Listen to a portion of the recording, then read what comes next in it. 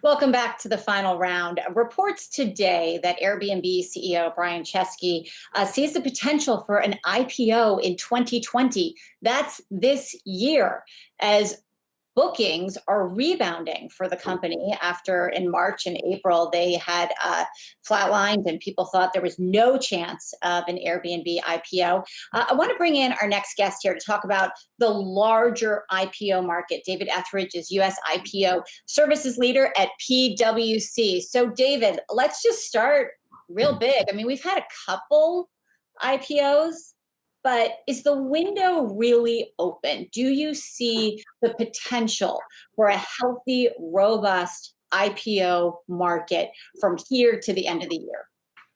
Yes, I do. I mean, we've been putting one foot in front of the other, rebuilding the IPO market over the last month. I'm always a bit worried about it because the last couple of years, it's been very narrow in terms of sector participation. It's really been driven by SPACs, by tech companies and by biotech companies, and not much from what would be thought of as cash flow driven sectors, the sort of energy, industrial, consumer, so less of that and much more the first three I mentioned. But year to date, it's surprising. If all 7 IPOs on the road this week price, we will end June around 88 in terms of number of IPOs, and we are ahead of last year's pace in terms of capital raise. I think that's a stunning stat when you think about where we are in this market with this economy today versus last year. And are you still seeing that narrow swath of company taking the chance to go public, or is that expanding? Well, I was encouraged at the beginning of the year. If you remember, we had a couple of deals that were not tech or biotech. They were out of the consumer frame that came in January, February, and I thought, this is terrific. This is what we want to see.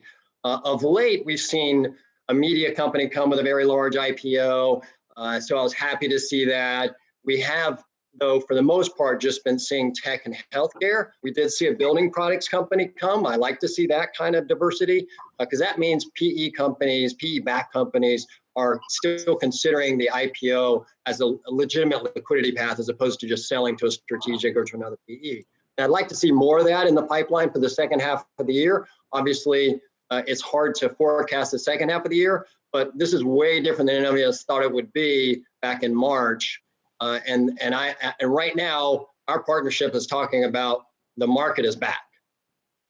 You know, David, you mentioned earlier the SPACs that we've seen come to market, or that have brought companies to market, however you want to phrase that is the exact technical right way. But what does that say to you, I guess, about the temperature of the market, or what the environment is like when we see this vehicle gain so much popularity, and it seems like every day a new big name is attaching their name to a SPAC that expects to come to the market over the next couple of months?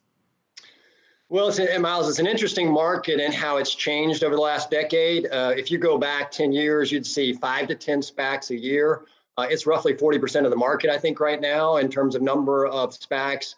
Won't surprise me if we hit 50 SPACs this year, for example. That's, to your point, an incredible bit of flow there. I think in part it's the structure changed. It was very much a bull market product in the past, but they've changed the structures, they've changed the management teams, they've changed the size of these deals. So you can go after much larger assets that you did in the past that have a real alternative to go to the IPO market. So you've really seen a step up in quality over the last decade. And what about this whole supply and demand thing that you keep hearing about, David? There's not enough equity out there, and so IPOs are in such demand, even mitigating quality. In other words, you can sort of put anything out there, which maybe does speak to the SPACs. And is the SEC asleep at the switch? And well, let's just take the first one and maybe a little of the second one. Well, not speaking specifically to SPACs, but I think it's interesting to see in this market, and I've seen a couple prior segments of sentiment and how it's shifted to path to profitability in the second half of the year. Are we still in that kind of market? In prior downturns, what we saw coming out of that market is investors wanted to see profitable companies, a little bit of a higher hurdle in size potentially, but not looking at huge companies. And then for the market to open, they had to see something that was comparable. PE and VC investors had to see something where they would kind of go, aha, I have something that looks like that. we've sort of stepwise moved from just cloud and telemedicine type COVID-19 protected stories to seeing regular way companies, payments companies coming that aren't a COVID-19 play, and they're still very high quality. I'm also seeing investors seemingly to be not as preoccupied with P2P or path to profitability right now, which is interesting given the context of the broader economy underneath the IPO market. David Ethridge, PwC US IPO Services Leader. Great to get a chance to talk with you. Thanks so much. Great to be with you. Thank you. Hey investors, Zach Guzman here. Are you interested in learning more about the markets and getting the latest financial news? Well, then click right here to subscribe to our Yahoo Finance YouTube channel. Get the latest up-to-the-minute market analysis, big interviews in the world of finance, and information on how to manage your money every day wherever you are.